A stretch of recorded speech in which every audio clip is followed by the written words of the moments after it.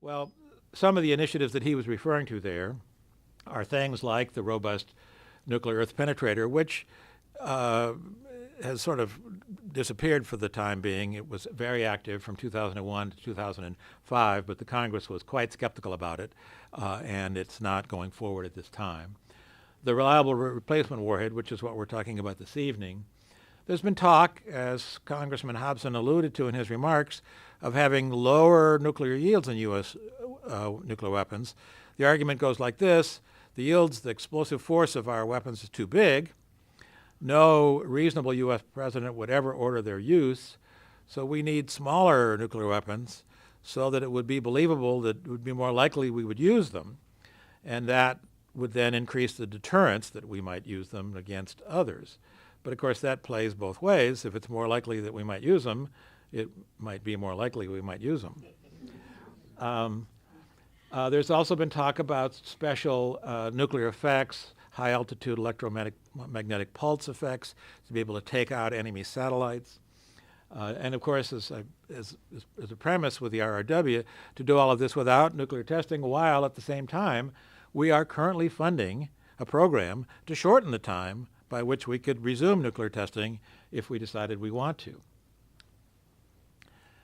Well, when you get into the various treaties, and I don't want to put you all to sleep with that, but when you get into the treaties, you run into some really odd situations. For example, Article 6 of the Nuclear Nonproliferation Treaty says each of the parties agrees to pursue negotiations in good faith to reduce the nuclear arms race and to move towards nuclear disarmament. Well, a problem with the RRW is we're adding a new class of nuclear weapons while making very little effort on arms reductions or nuclear disarmament. Max Kampelman's point, George Shultz, Henry Kissinger's point, that's what they're saying, is we're not working on the disarmament side of the equation. At the same time, we're talking about building new ones. What about the Comprehensive Test Ban Treaty? Whatever happened to that? It was signed by the United States, and 176 nations have signed it, and 132 of them have ratified it, but the United States has not. All the NATO countries have ratified it, except the U.S. Next slide, please. And if you look at that treaty, the text of that treaty, Article 1 says, each party undertakes, furthermore, to refrain from causing, encouraging, or in any way participating in the carrying out of any nuclear weapons test explosion or any other nuclear explosion. But the RRW could encourage or cause both the U.S., because we need to verify these new designs when we find out that we're out in front of our headlights, or it causes other countries because they fear upgraded U.S. capability to perform these new nuclear tests. Imagine if the tables were turned. Imagine if, say, Russia or China or Iran, or you pick the country, was saying that they could design and field new nuclear weapons without underground nuclear testing, and we, the United States, felt we didn't know how to do that. You'd be hearing the biggest outcry since Sputnik, that we'd gotten too far behind. So some countries find this very threatening, that we're talking about doing something that maybe they don't know how to do. At least we agree with North Korea about something. This is from the resolution adopted by the General Assembly last December, not so very many months ago, 6 months ago. 172 nations voted in favor of this resolution, which was to get everybody to ratify the Nuclear Test Ban Treaty. Only North Korea and the United States voted no. Next, please. Well, if we want to discourage Iran and North Korea from developing nuclear weapons, it's my view we're going to have to work with them. We're going to have to talk with them. We're going to have to deal with them. And certainly if they do acquire nuclear weapons, then we're surely going to have to work with them, because they're going to have nuclear weapons. So it seems to me that either way we're going to have to work with them, and so we might as well start now. And in fact, the Bush administration fairly recently January, has begun to indicate willingness, and so has North Korea, to talk about these things. But we're moving very slowly so far.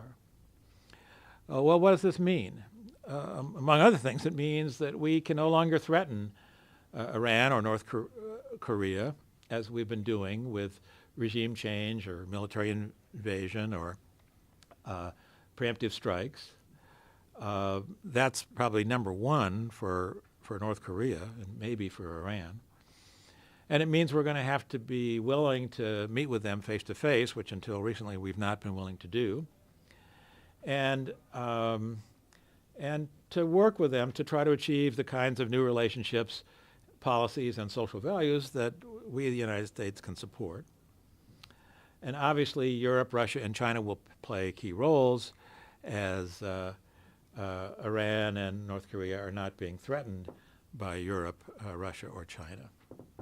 And it also means we got to stop doing stuff like this. This is showing a nuclear-pumped laser zapping Tehran.